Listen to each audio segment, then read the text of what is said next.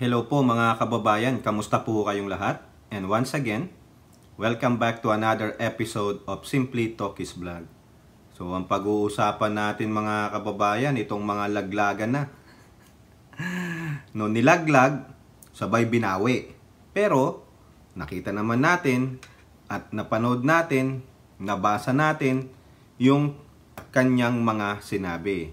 So ang tinutukoy po natin dyan ay walang iba kundi ito, si Duque, no? Kasi may latest balita po na laban bawi po siya Tumba Balentong no? Siguro may naganap, no? Tungkol doon sa kanyang isiniwalat sa investigasyon ng House of Representatives sa Committee on Appropriation. Tungkol nga po diyan sa kabalbalan nila sa procurement ng mga PPEs, mga gamit ng mga frontliners, mga vaccines noong COVID-19. Di ba na itapik natin yan? Galit na galit nga si Representative ng Iloilo, Janet Garin, na tinaga talaga ang mga kapwa natin Pilipino. No? At kung saan yung 47.6 billion pesos, actually, yung amount na yun, malaki pala compare dun sa sinasabi ng ombudsman Mamaya malalaman nyo kasi meron pong sagot dyan si Duque, no? Biruin nyo yun, billion. Tapos, nung onset ang cost nung bakuna, 8,150. Ang isinet lang ng World Health Organization, ayon kay Representative Garin, 2,000 to 2,500. Pinaglaruan po talaga ang Pilipino. Tinaga talagang ito, pinagsamantalahan, no? Pati sa mga pandemya, tuwing merong mga sakuna, no?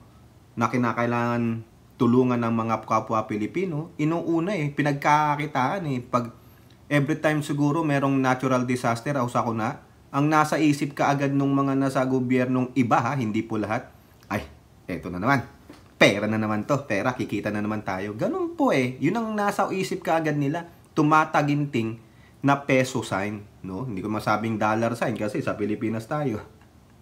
So yun po yan, no? Kasi nagtumba balentong po si Duque, no? Pero meron din pong isang mambabatas na talagang nais ipatawag hindi lang si Duque sa investigasyon nitong COVID na ito, na COVID mess na puro pangungurakot pala, mga walang hiya talaga, no? Nakakasar. Grabe.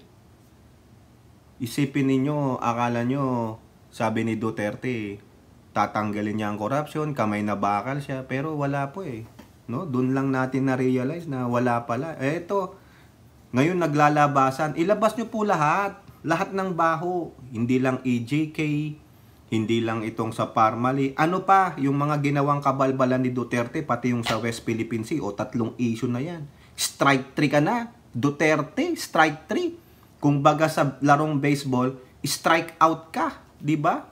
Nasaan siya ngayon? Nowhere to be found, no? Nowhere to be found yung mga poon ng mga didishit, no? Pasensya po, no? Ulitin ko, ako, sinuportahan ko si Duterte, akala ko malinis no? Kasi nga, nagsawa tayo sa dilaw. Nanawa po ako sa dilaw sa tagal ng pamumuno nila. Hindi rin naman nag-improve yung kalagayan ng ating bansa, yung pamumuhay sa ating bansa. Akala ko no si Duterte, yung mga campaign promise niya, gagawin niya. Budol. Yun ang totoong budol, mga kababayan. Hindi po ang Pangulong Bongbong Marcos. Ang Pangulong Bongbong Marcos, ang daming ginagawa, no? Panay ang tulong, lalo na sa magsasaka, naninindigan sa West Philippine Sea. Biruin nyo. During the campaign period, nilabas yung baho, pati nung lumang-luma pa, nung panahon pa ng kanyang ama. Diktador, mangungurakot lang yan, maraming papatayin yan, ganito-ganito, mahina yan, adik yan. O yung mga tirada ni Rowena Guanzon, di ba? Sa stage noon, tuwing merong aapiran si Rowena Ganson, sumasayaw, bangag, bangag, bangag, di ba? Ginaganon niya, ngiwi-ngiwi. Tingnan niyo yung mga post ni Rowena Ganson. Pero wala naman siyang mailabas na pruweba din. Parang si Lutang din. O ngayon, nasa na si Rowena Ganson? Wala siyang masabi ngayon. Bakit? Kasi yung mga kapwa niya dilaw na naninira kay Pangulong Bongbong, ngayon kumakampi na kasi ang Pangulo naninindigan sa West Philippine Sea. Biruin nyo, yung isang retired associate justice, pinuri ang Pangulo. Iko-content natin yan. Pinuri niya ang Pangulo doon sa kanyang speech sa IISS dyan sa Shangri-La sa Singapore. At yung mga ibang mga political expert na hindi naman makamarkos, halata mo namang mga kakampi ng mga dilawan yun eh. Pinuri ang Pangulo. Kasi iisa ang goal natin. Atin ang West Philippine Sea. And they really hate Dutertes. Di saan ka pa kakampi? Dito ka na sa lesser evil. Nasaan yung naratiba nyo ngayon ng magnanakaw? Labas nyo yung ninakaw ng Pangulo. Asan yung naratiba nyong bangag ang Pangulong PBBM? Wala! Hanggang ngayon, hindi nyo mailabas yung video. Tagal-tagal nyo nang sinasabi yan. Bangag, bangag, bangag. Kayo ang bangag. Bangag kayo sa kaululan ninyo. Nauulol kayo kasi hindi nyo mapabagsak yung naratiba ninyo, hindi mabenta sa mayoryang Pilipino. Kaya kayo ganyan. Ito, imbis na yung pulboronic, yung addictus pulboronic video ng Pangulo ang ilabas ninyo, anong nilabas ngayon? Yung mga galit sa inyong mga dutae na mga dilawan shit din, nilabasan kayo ngayon, yung isa pa yung kakamping si Duque, nilaglag ng amo yung Prime Minister ni Baal, di ba? Ulitin lang natin to kasi magre-review tayo mga kababayan. Pero bago yan, ako po'y magbibigay pugay at pasalamat sa lahat ng ating channel members, followers, subscribers, nagla-like at nagsishare ng ating mga videos, sa mga nagbi-video replay, sa nagsishare ng kanilang blessings through super chat, super stickers, and super thanks. At muli, ako po'y lubos na nagpapasalamat sa ating pong dalawang super thanks na nagbibigay. Sabihin ko na nagbibigay o nagsishare. Yan po ay si Miss Beth M. at si Miss Andrea Jong. Mga nasa Japan po sila. Maraming salamat po sa inyo sa walang sawa nyong pagsuporta sa atin. Hindi lang sa pagpapanood, sa pagsishare ng ating mga videos, kundi kayo rin ay nagsishare ng inyong finances. Maraming salamat po. Wala po akong maibabalik sa inyo, kundi kayo po ay i-shout out dito. Pasalamatan kayo at bahala na po ang poong may kapal na magbalik ng inyong kabutihang loob. Napakapalad ko po talaga sa mga Hapones. Malaking tulong po ang naidulot sa akin ng mga taga-Japan. Lalong-lalo nung nag-aaral ako ng kolehiyo. Naikwento ko na yan sa inyo. Ulitin ko lang kasi po, ang sponsor ko sa scholarship ko sa Adamson University, proud po ako dun, mga Hapones po. Hapones po yung mga sponsor namin dun sa aming scholarship sa Adamson. Talagang yung tie-up ko, yung link ko sa Japan, nandito na po yan sa pagkatao natin. Kasi kung wala sila, baka hindi ako nakagraduate ng kolehiyo. Wala po talaga finances, wala, hindi kakayanin. Kaya maraming salamat po sa mga tumutulong sa atin. Nandiyan po si mga taga-Japan muna unahin ko. Si Ai-chan, si Miyu, si Wanabet, si Beth M, si Senchang ba? Nasa Japan din yan, si Senchang, mga taga-Japan. Si Mami B, na nag-a-update sa akin. Si Mami Peng, na sabi niya, sponsoran ko daw yung lechon niya. Sabi ko, tanungin ko muna si Lola Carclea. Mami Peng, paghihirapan muna natin, pag-iipunan natin yung lechon nyo para masaya kayo, at kahit paano may contribution naman ako sa inyo, ala naman akong pake kung ano pang sabihin ng mga iba nating kasamahan. Si Ate Mighty Baisa, yan, nag-update din sa akin. Si Maritel T, lagi po yan sa ating video premiere, Si Priscilla, nagtatampo pag hindi na notify ni YouTube.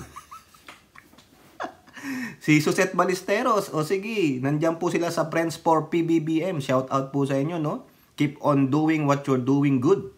Okay, si Rebecca Lagman, nandyan po yan, taga California yan. Si Carclea, si Ilocana Kana, kaibigan ko po yan. No? Sila nila Carclea, si Hattori, mga kaibigan ko po yan.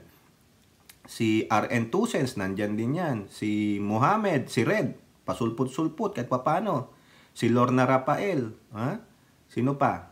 Si Mami Lou Parker, Malditang Lola, si Virgie Pamposa, si Lorna Nisepa ba yun? Tama ba yun? May bago tayo eh, si Willow B. Oh, may Mami B, may Willow B. And nandyan si Ate Marie Cris Hernandez, si Ilora, si Kai, na busy sila, no? Huwag niyong hanapin si Ilora dahil napaka-busy po nila. Okay lang yan. Basta gawin ninyo mabuti yung trabaho ninyo, huwag masyadong YouTube, no? Kasi baka kung anong mamaya mahuli kayo ng boss nyo, kasalanan ko. Eh wala akong may tutulong sa inyo kundi pagdasal ko kayo, makakuha kayo ng bagong trabaho.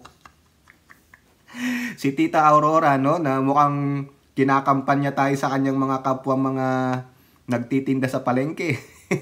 Tita Aurora, kailangan makahuli ka ng malaking yellowfin tuna. Yan ang iihawin natin. Pag dumating si Aichang dyan, ihanda mo yan. Magbabakasyon daw si Aichang. O Aichang, sinasabihan ko ng Tita Aurora natin, kailangan makahuli siya ng yellowfin tuna sa West Philippine Sea. Yan ang hamon natin kay Tita Aurora. Pinagod pang ang ano no?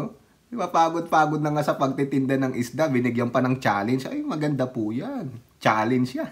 Tapos picturean nyo, i-send nyo sa akin. Sama nyo si Aichang. Ha? Kailangan busugin nyo si Aichang. Parang di kumakain yung bata na yan eh. Sino pa? At maraming salamat po sa mga West Philippine Sea advocates. Kailangan po nating basagin ang naratiba ng mga kapwa nating Pilipino na nag-advocators. Ang tawag ko sila, advocators ng mga China. In short, mga pro-China ang mga gago. O, di ba? Kailangan nating debunk ng i-debunk yan. No, sa mga atin ito group yan, sige. The enemy of my enemies, my friend, kakampihan ko kayo basta pagdating sa West Philippine Sea. No, sa mga mangingisda natin, ingat po kayo sa Philippine Navy, sa mga Coast Guard, sa BIPAR, ingat po kayo dahil nauulol na po ang mga Chekwa diyan sa West Philippine Sea dahil patuloy na naninindigan ang ating Pangulo. At meron pong update yan. Iko-content natin. Pinadalan po ako ng article ng ating BFF na si Aurora. Si Aurora. Hindi po. Nanay po yun. Hindi po yun. Si BFF nating si Elora at si Kai. No? At ganun po, shout out po sa buong bayan ng Palawan, sa buong bayan ng Zambales namin na mukhang gago yung aming gobernador. At dyan po sa norte. No? Okay? Yun lang po. Pasensya na, humaba kasi itong una nating video, pang video premiere. Kailangan ma-recognize natin yung mga super supporters natin, followers, no? Saka yung mga nagpapa-shoutout, hindi ko po na-screenshot eh, pasensya po. Ulitin nyo na lang po. Doon sa mga bashers natin, keep on bashing. O, eto kayo. Wala kayong magagawa, pro-admin ito. At kung yung admin naman na ito ay gumawa ng kapalpakan, edi babasagin din natin. Ganun po yun. Ibig sabihin, hindi po tayo nababayaran. No? Kung nababayaran ako, hindi ko kayang batikusin ng admin na ito. Eh, so far, wala pang nagagawang mali. Diba? O, itong babatikusin natin. Yung dating admin na sa akin pong pag-akala. Kaya nga tama sabi nung tatay ko nun. Maraming namamatay sa akala. Akala mo, mababaw. Pag ganun mo, tug! Yung pala ang lalim, hindi ko arong lumangoy, patay. Di ba? Akala mo, putik. Yung pala kumunoy, oh, dedo, oh, buska. Akala mo, maganda. Yung pala, eh, wala. Medium. Segue ko sa inyo, may kwento ako Parang yung kwento nun sa tito ko, tinatanong ko eh. Ano ba, ano itsura nung kinakasama? Hindi masabing maganda o pangit eh. Sabi niya, medium. May ganun pala, Elora, meron palang ganun, medium, kaya, medium daw. Tawa kami nung misis ko. Tawang-tawa talaga ako. O ito na po, topic na tayo, baka may magalit na naman dyan eh. Kwento ka ng kwento dyan, Tokis eh. Hindi, pinasisegue ko lang kayo. Alam nyo naman tayo, may tawanan may high blood. Wag naman puro high blood talkies, ha? Kayong mga nagrereklamo, bakit ako tawa ng tawa? Pakialam ninyo. Kung ako happy, ganun ako eh. Gusto ko hindi lang yung puro kayo serious. O tingnan nyo, nakita na ba kayo ng wrinkles? Ilang ano na edad ko, Carclea? Tanong nyo kay Carclea. Ang edad namin ni Carclea, mas malayo si Carclea sa akin. Tingnan nyo na yung nakakita nyo ba ng wrinkles si Lola Carclea? O wala, kasi tawa rin ng tawa yan. Ganun po. Huwag yung puro yung ganon, hindi. Magkakaroon kagad kayo ng wrinkles, no? Saan maglalagay kayo ng lotion? Di ba, Elora at kayo? Ayan, tawa na naman ang tawa. Nababata kasi yung face ko, tingnan nyo. Parang kasing edad ko lang si Mami B. O, tingnan mo. Di ba, Mami B? O, tingnan nyo si Mami Peng, walang wrinkles. O, di ba nyo yan? Okay, so ito po, unahin natin to. Yung dating senador na sinasabi nyong tutulog-tulog sa Senado ay nagising. Sino po yun? Di ba? Meron pa nga siyang mga memes na natutulog, naghihilik pa yata sa Senado nung nasa Senado siya. Ngayon, narinig niya, si Digong nilaglag, nagising. Saan nilaglag? Sa bangko? Hindi. Nilaglag ni Duki. Nagkomento siya ngayon sa ABS-CBN. Ano yan, Laglagan na. Drilon says truth on Parmalimes is starting to come out. Ay, nako, oo, mga kababayan. So, siguro, alam nyo naman lahat ang istorya nitong Parmalin, no? Nung inimbestigahan ni Mayor kasi namin si Dick Gordon, eh. Pasensya na po, Mayor, Huwag kang magalit. Tagaga po ako. Ayun, nakatawaging senator, Mayor na lang. One of the best, para sa akin, one of the best mayor of that time sa aming bayang Olongapo. Di ba, Mayor? Kung tatakbong senator, sana manalo po kayo. No? Sinira kayo ni Digong, Inimbestigahan yan ni Mayor Dick Gordon sa Senado noon. Kaso lang, yung mga gunggong na bang senador na kampi kay Digong, hindi po pumirma dun sa report niya. Kaya hindi na i-forward sa corresponding agency. Kasi daw po, nandun daw si Digong sa report, dapat daw tanggalin. Gago. O ngayon, lumabas ang katotohanan. Tama po yata si Mayor Dick Gordon. Ngayon, may balita po dyan. I-segue ko sa inyo ulit. Balak imbestigahan, i-open ni Senator Risa Hontiveros ang Parmalimes. Yari na naman si Digong. Marami na namang madadamay dito. Laglag nyo na. Spill the bean. Sige. Tangina ni... sorry naman po. Napapamura ako. It comes out naturally, Lord, patawad, Di ba? Hindi po kasi pasensya na po talaga. Kung may mga minor, paalisin nyo po. Di ba? Mga bugok Akala ko talaga malinis sa malinis. The greatest president of all time among 16 presidents we have. Ito lang, si Rodrigo Roa Duterte ang nasa top 1. Bugok. Ibig sabihin, magaling ka pa kay Carlos P. Romulo. Tama po ba? Naging presidente po ba si Carlos? Correct nyo na lang ako, Magaling ka pa doon sa mga previous president. Sino pa ba yun? Si Manuel L. Quezon. Magaling ka pa doon. Kay Pangulong Apulacay, Ferdinand Edralin Marcos Sr. Magaling ka pa. Gago. Ikaw nga, wala kang nahuling drug lords si Apulacay. Ba't ang pinategi?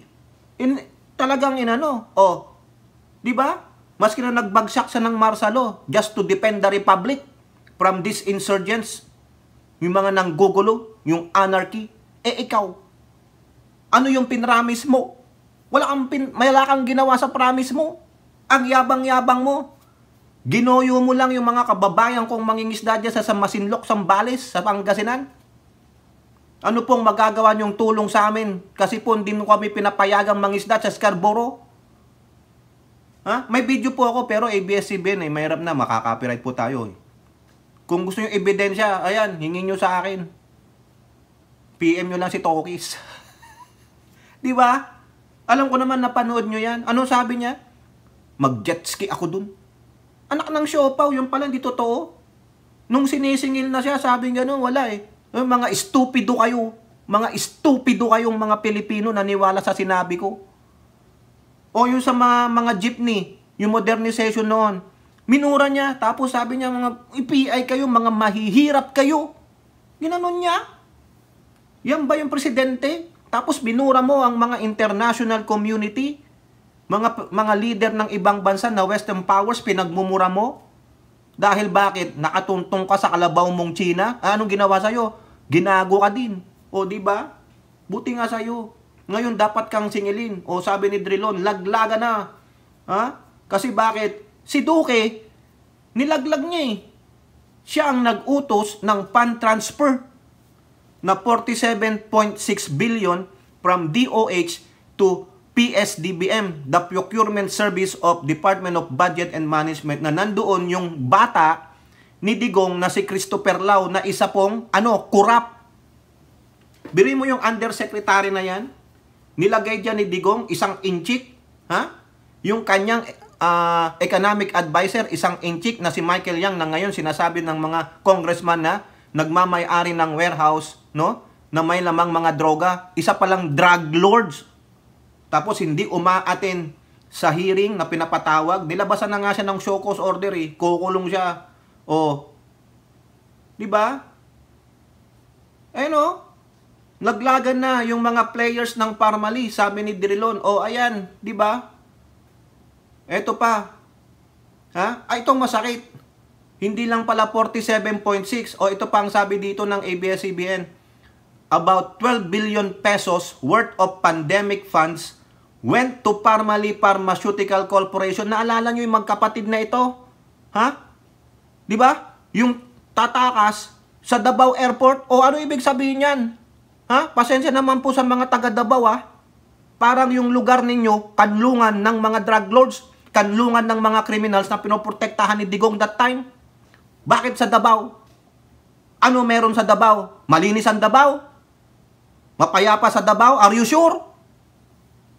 Magalit na ang mga taga Davao sa akin. Wala akong pakialam. Persona ng grata nyo ako. Wala akong pakialam. Dapat lumabas. Ginago ng puon ninyo, ng amo ninyo, ang sambayan ng Pilipino. Diba? Lahat doon nag-e-exit. Grabe oh. Ito pa sabi ni Drilon. Si Duterte was being protected by Duque all these times.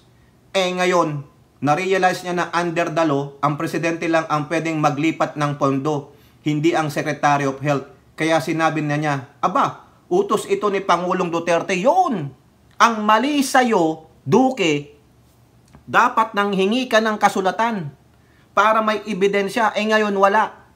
Kasi kung nanghingi ka ng kasulatan, ha? Hindi papayag si Duterte. Kasi maniling sa kanya yan. At malamang tegi ka. Yung tegi, tanggal ka sa trabaho. Pero naging chuchu ka eh. Para ka lang yung si Duterte kay Xi Jinping. Verbal lang. O, di ba? O ngayon, talagang kinastigo siya ni Drilon. Ha? Nung nasukol si Duque, ha? Nasukol si Duque, mga kababayan. Ha? Ito i-background check natin. ABS-CBN, marami po tayong article sa ABS-CBN, karamihan po ito. Salamat po sa ABS-CBN. Article na lang, para hindi tayo makopyright. Yung ulat nung June 3rd ng ABS-CBN. Sabi ni Duque, fund transfer from DOH to PSDBM during pandemic authorized by Duterte. Ayan ha, malinaw.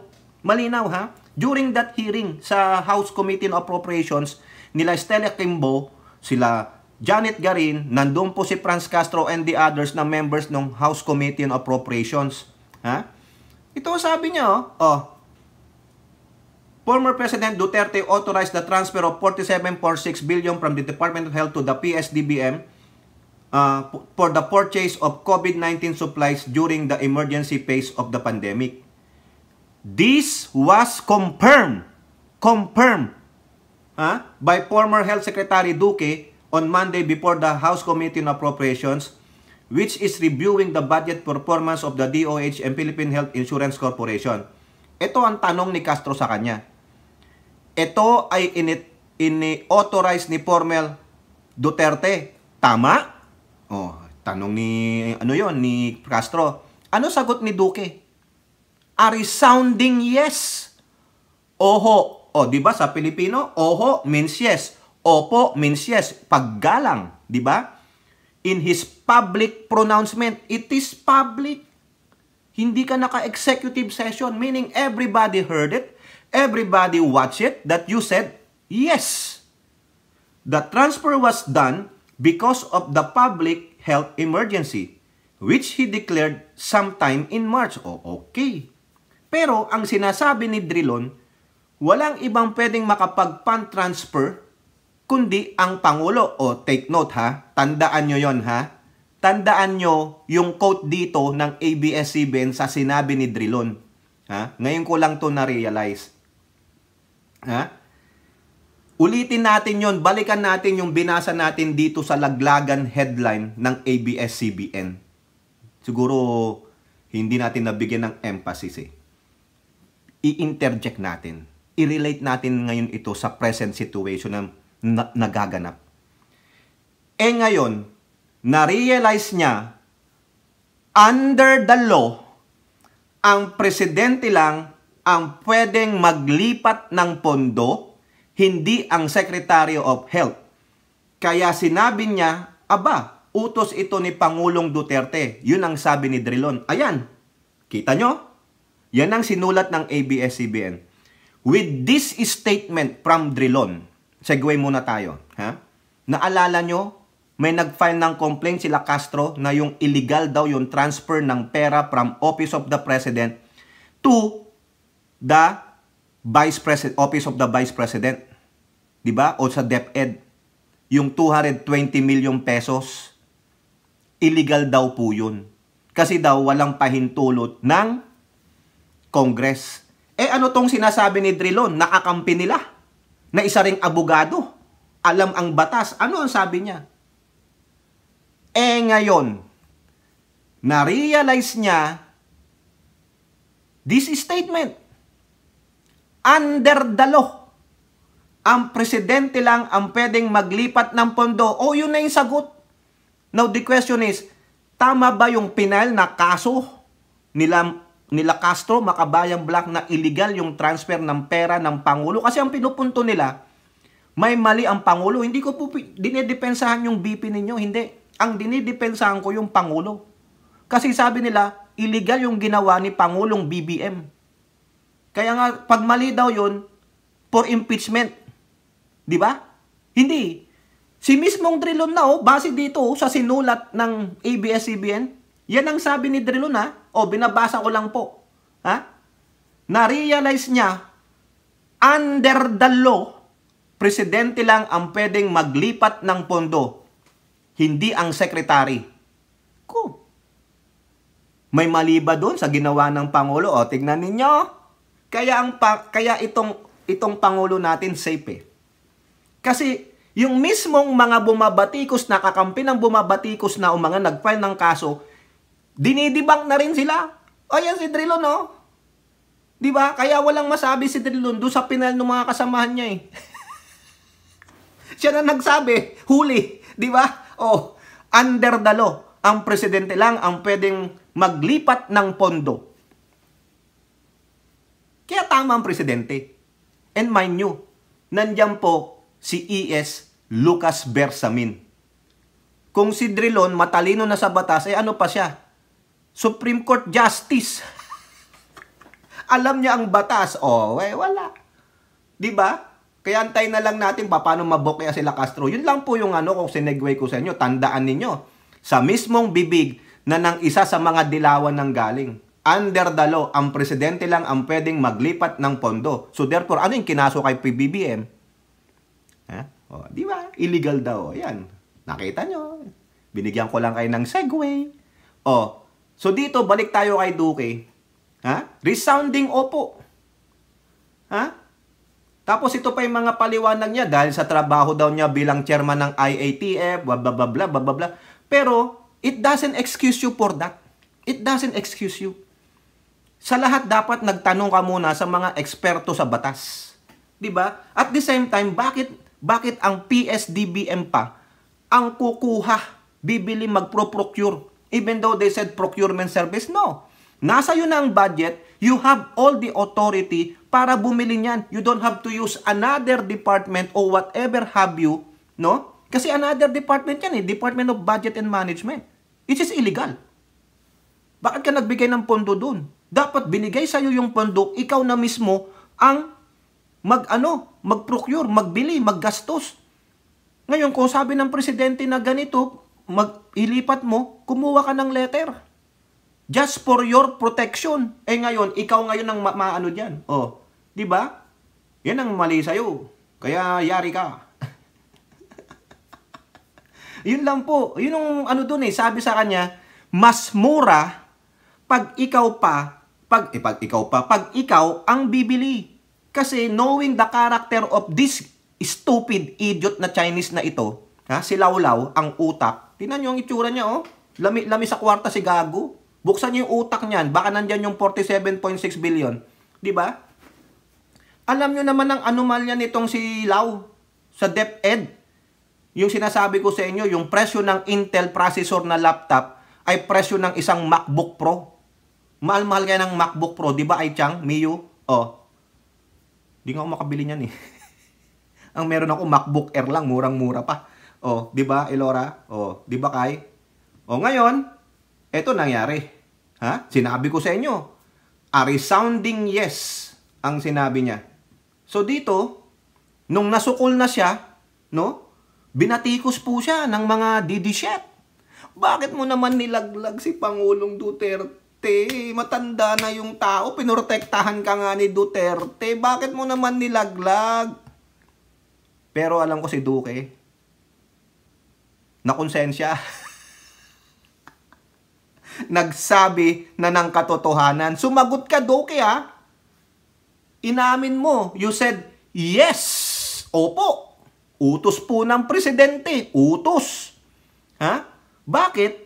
Bakit hindi si Duterte ang gumawa nun? Nagbigay siya ng any materials to support his order. Binigyan ka naman lang ng memo to Secretary Duque, Department of Health, or whatever. This is for authorize a transfer of funds from your department to another department to procure these materials. ASAP, blah blah blah blah blah blah, sign Digong. Tapos. Ngayon, pag nasukol ka, ito po, utos Ang presidente ang naglipat ng pondo, hindi po ako. Tauhan lang po ako na sumusunod sa pinag-utos. Di ba? Hindi ikaw yung mismong nag-utos. Pero sabi mo, utos, sukol ka. Nung nabatikos po siya, siguro pinagmumura siya. Sa kaya may tumawag sa kanya. Bakit mo nilaglag si Duterte? Para siguro, baka naman. Baka lang, baka pinagbabantaan na po siya. Ano nangyari? Eto po. ABS-CBN article pa rin. Kahapon. Duque says a statement during House probe taken out of context. Taken out of context daw? Paano nangyari yun?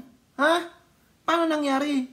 Former Secretary Duque, how you said it was taken out of context? Paano? Ano ang mali sa tanong sa'yo? Si pangalan nun? Si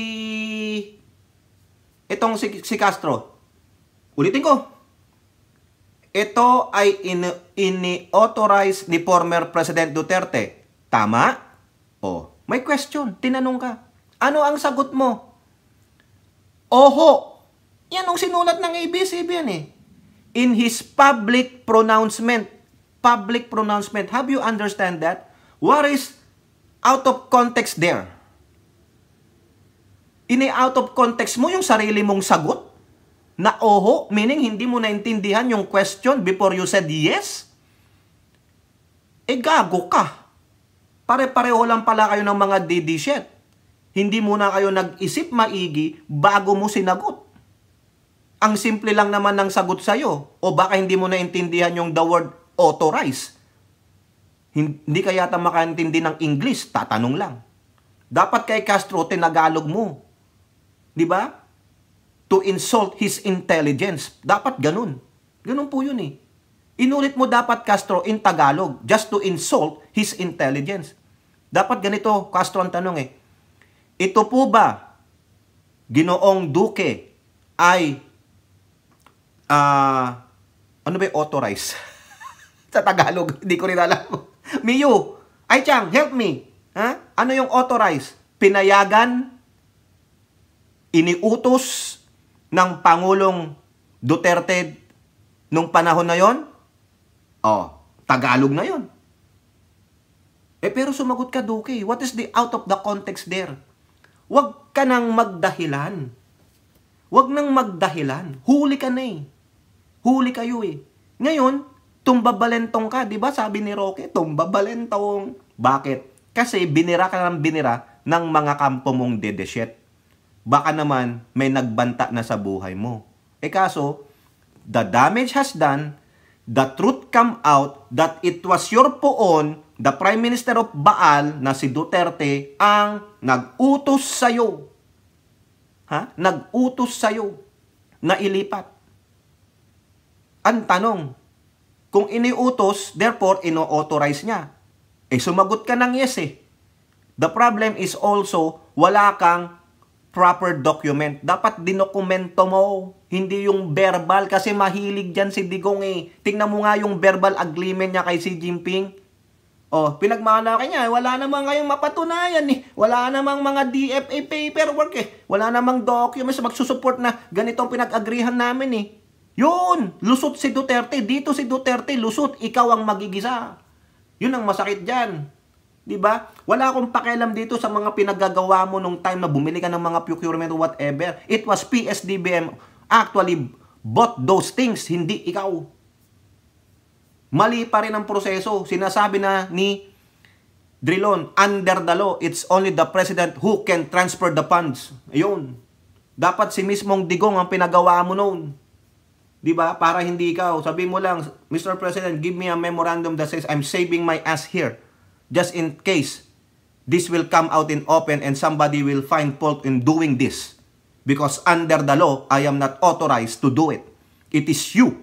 So just give me a memorandum or an authorization letter proving that it was not me who authorized it, but it was you. Diba? You have saved your ass. Kaso, you might save your ass in jail. You better clean up your ass. Magdala ka ng maraming sabon. Dahil nandoon si Piryong at Dagul. Di ba mga kababayan?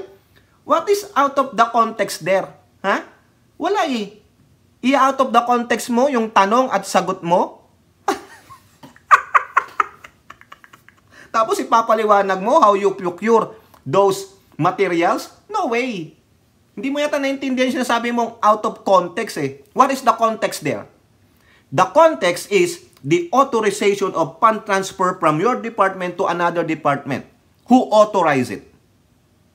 And you resoundingly answered, yes. So what's the out of the context?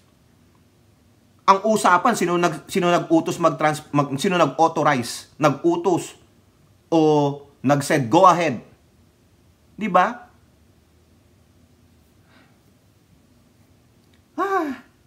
Out of context? Really? Yan ang panlaban mo? Come on, you cannot even defend yourself. Huli kayo eh. Mga gunggong kayo eh. Di ba?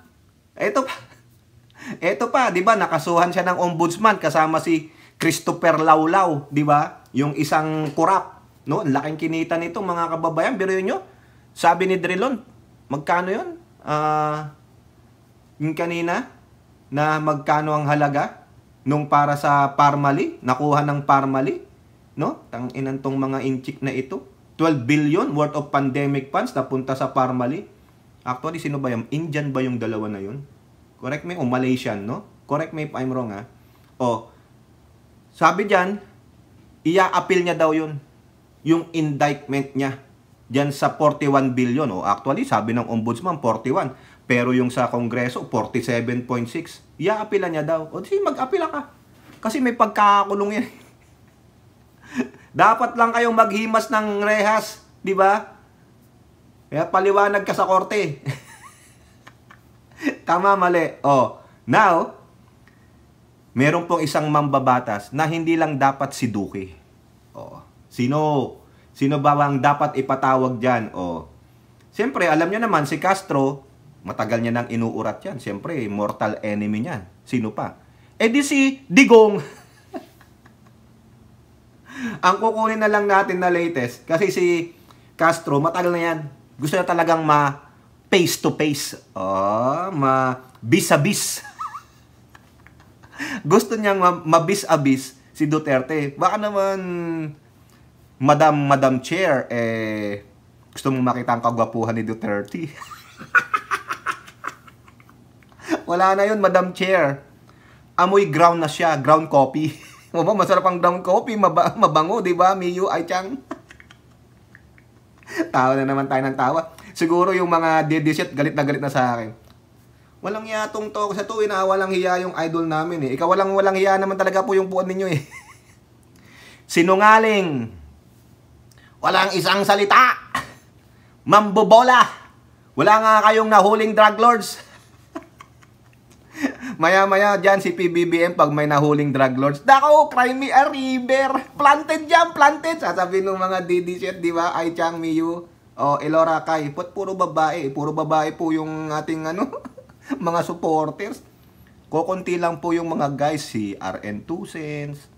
Nandyan si Red, si Mohamed. Mga pasulpot-sulpot pa. Di po ba kaya nagpapasalamat po sa mga kababaihan na yan. Yung ating pong channel ay mostly girl power. Di ba, Elora Kai? Si Ate Rebecca. Si Ate Rebecca, lagi tulog na yan, alas 9. Si Ate Marie Chris, tulog na yan. Nandyan yan sa East Coast eh. Alas 9 ng gabi dito sa California yung premiere ko. Alas 12 ng tanghali sa Pilipinas habang kumakain kayo ng mga masasarap yung pagkain. Nakakapanood kayo ng mga high blood. Di ba, Elora? Nasa malaking screen pa akong TV. Kitang-kita nyo yung mga aking mga pores. Yung pangit kong ngipin. Si Ate Marie Chris, alas 12 sa kanya yan. East Coast siya, plus 3 siya eh. Habang siya ay mahimbing na natutulog, dito naman si Tokis, bira ng bira. Yung iba namang taga-California, ay nanonood na lang sila ng kanilang mga Real Housewives of Beverly Hills. Ayaw ko dyan kay Tokis. Kaaway namin yan. No? Ayaw namin sa kanya. Puro lang naman niya mura ng mura si Tokis. Di wow, di ko naman kayo pinipilit manood. Di ba, Elora? Sabi ko nga sa inyo eh. Maski na si Ai Chang, yung mga taga-Japan dyan, yun na lang manood sa akin, si Mami Peng. Puro lang yan, sulyap-sulyap. Okay na yun. Si Ali Boga, paminsan-minsan pumupunta dyan. Okay na yun, maski na isa lang. Hindi naman tayo sikat. Puro mura nga lang tayo, di ba? Mga PI na yan. Ganun lang po yan. Tawa, galit, tawa. Para smorgasbord. Di ba, Tita Aurora? Patandaan mo binabanggit na pangalan. Love na love ko po yung mga yan. Pati nga nanay ko, I love her. Di ba? Mga kapatid ko. Di ba? Nakakamiss din. Gusto ko na nga umuwi Pilipinas eh. Kaso, time permits, di ba? God willing, di ba? Sana magkita-kita tayo. Pero, pag nagkita-kita tayo, ang taya, si Mami B. Alam nyo naman, ako ang taya. Wala ko eh. O kaya si Banat Boy, dapat ang taya. Di ba, Ali Buga? Si Banat Boy ang taya. Buburugin natin si Banat Boy. Buburugin. Dalawa kami ni Ali Buga. Wag silang ni Banat Boy eh. Parating ito kay Banat Boy, tatawa lang ng tatawa yun. Yung mga galit sa akin dyan, no? Wapakils ako sa inyo. Pakita muna kayo ng talino. Talinuhan nyo naman. Alam nyo, isa sa mga magagaling na vlogger din. Ha? Siguro ito, hindi nyo napapansin. Si Carl Clea, okay na yan. Wala na problema kay Carl Clea. Magaling na yan, no? Si Trunks React Channel. Nagbablog kahapon. Pating? Ayun ako, ayaw makita yan. Ayaw ipakita yung mukha, siguro merong kuliti. Di ba, Trunks?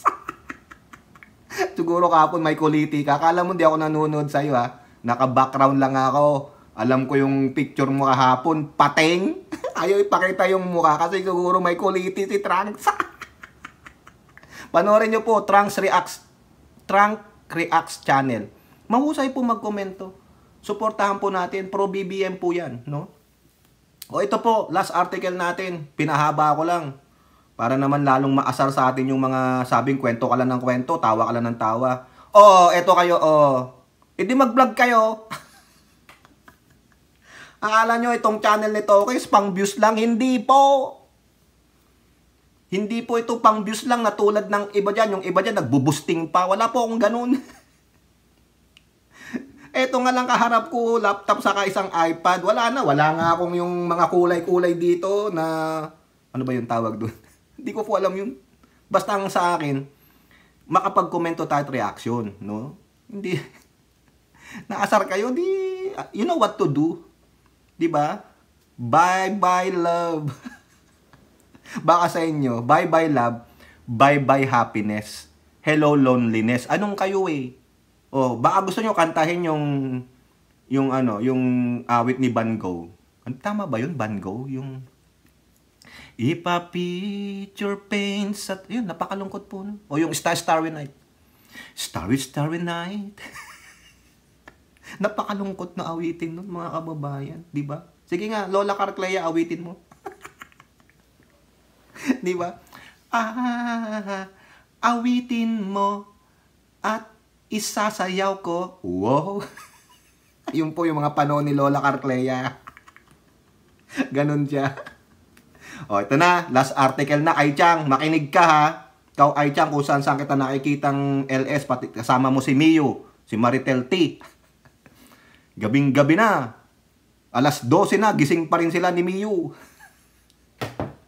Ito po, sa politiko. Di lang si Duque. Hindi lang daw si Duque. Sino? Hontiveros wants Duterte included in COVID-19 supply probe. Yan, tama. Kasi siyang nag-authorize. Dapat nga tanungin din bakit inappoint si Christopher Lau as undersecretary dyan sa PSDBM. Alam ko, dissolve na yung PSDBM na yan. Tinanggal na yun. Kasi, nabalot ng kahiwagaan ng korupsyon. Saan napunta yung 47.6 billion pesos? Ha? Ayan. Ayan ang sabi ni Hontiveros. Since Duque made this statement under oath, former Duterte should be included in the investigation, especially it can be proven that he was introduced to Parmali officials by Michael Yang, his special advisor in 2017. Duterte should at the very least explain the policy considerations that resulted in his directive to Secretary Duque. Tama naman, di ba? Kaya ito, sinabi nga ni Hontiveros, tulad ng sabi ko sa inyo kanina, i-open niya ang Parmali investigation. Tama lang po yan, mga kababayan. I like that. No? Marami tayong panonoorin. May mako-content tayo. Elora kay. No? So, dito niya, nabanggit doon ni Duque yung pangalan ni Duterte. Kung si Bato yan, patawag. Comsec. Ilista mo ha. Patawag yan. Pag hindi umatin, isabpi na. Di ba? Ganun yung si Bato eh. Applying the narratives of Bato. Pwede ba ipatawag si Duterte? Pwede ipatawag. Walang pakialam sa kanila ang HOR. Kaya nakakabilib ang HOR eh. Kasi it's a payback time. Katapos mo kaming publicly i-ridicule na kami ang one of the rotten institution. Ngayon, ikaw pala ang rotten to the bones. Nasaan ka ngayon? Bakit ka nagiging tamilmil? Nasaan na yung mga preskon mo? Na putangin ng Marcos ito, bangag! Meron tayong presidenteng bangag kinabukasan nung nahimasmasan. Hindi ko sinabi yun ha. Roque, sino ang tumbabalentong na sinasabi mo? Nire-ridicule mo, inaalipusta mo ang aming Pangulong Bongbong Marcos dahil tumbabalentong sa kanyang mga desisyon? Kailan siya nagtumbabalentong? Cite an example, freaking idiot. Pero yung amo mo, nagsalita sa entablado ng ganun, kinabukasan sa press con, sasabihin niya, Papapatay ako ni Marcos pag sinabi ko yun. Ha? The video doesn't lie. Come on. Liar, liar, pants on fire. No? Angkan ni Pinocchio at ni Judas Iscariot. Yan. Dahil sa kagahaman nyo sa kapangyarihan, kayo ngayon ang nasusukol. Kaya kudos po sa HOR, walang sinisino-sino. Tama po yan. Kahit na ano pang sabihin nyo sa namumuno sa HOR na si Speaker Martin, binabalahura pa rin ng mga Duterte at mga minions nila, mamatay kayo sa inggit. Ha? Ano ang sabi nung isang artista dyan? Di ba? Yun daw mga kritiko ni Duterte, mamatay kayong lahat. Idi ibalik natin sa kanila. Diba? Lahat nung sinabi nila, ibalik natin sa kanila. Pati yung sinabi ni Tamilmil na sa imong ambisyon, huwag kang tambaluslos, ibalik natin sa kanila. Sila ang tambaluslos. Tapos kung makatambi-tambi kayo kay speaker, kayo pala ang tambaluslos eh. Kayo yung mga gago. Sa ibang folklore, ang tambaluslos, yung bayag ninyo nandito sa mukha ninyo, diba? Isang evil god nga yan. Pero sabi nga nila, nung unang lumabas yan, no? Tinanong ko sa kaibigan nating mga Bisaya, nakakaalam, yun daw pong wag kang magpatanga o gago, gamol, ganun, ganid. Yun ang mga description nila. Ngayon, sa totoo lang, sa inyo yun pala mag-a-apply. Bakit nagpahiwatig na bang tatakbo ang speaker sa 2028? Wala, kayo. Kayo ang unang naglabas ng kartada ng barahan ninyo. Pinangangalandakan yung the next president will be si Tamilmil. Si Itok-Itok. Kung napanood nyo yung video niya, yung Itok-Itok, is that how to be a president? Wala nga masabi. Itok-Itok. Hindi lang yun. Hanapin nyo yung Senate hearing, yung budget deliberation nila ni Ontiveros. Itok-Itok. Sabi niya, twice. Ngayon, ganun ba yon? Diba? At inamin niya rin. Inamin niya na magaling talagang Pangulong Bongbong. Tapos kayo, Marcos alis dyan? Ha? Anong Marcos alis dyan? Ha? Mga mamamayan ayaw sa Duterte. Yun yon. Mga asong ulol, mga Duterte. Di ba, Ai Chang? Miyu? Kala nyo maanoan yung mga loyalist at supporter ng Marcos? Hindi po. Maghanap kayo ng totoong mga didishit. Iilan lang kayo kumpara sa loyalist at supporter ng Marcoses.